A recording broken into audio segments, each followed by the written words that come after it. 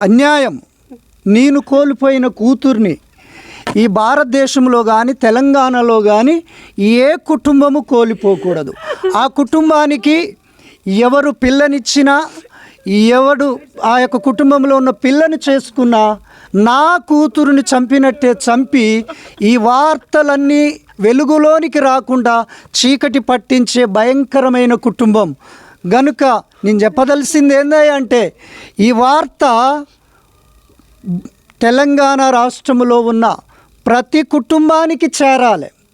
media వాళ్ళు కూడా, పత్రికా వాళ్ళు కూడా ఈ యొక్క నా కుటుంబంలో జరిగిన ఘోరమైన సంఘటనను అందరికీ తెలియచేసి ఏ ఆడపిల్ల ఏ దుర్మార్గుల చేతుల, ఏ కిరాతకుల చేతుల చనిపోకుండా మీ ద్వారాగా కొంత కాపాడబడతారని ఈరోజు మీడియా ద్వారాగా మీకు తెలియచేస్తూ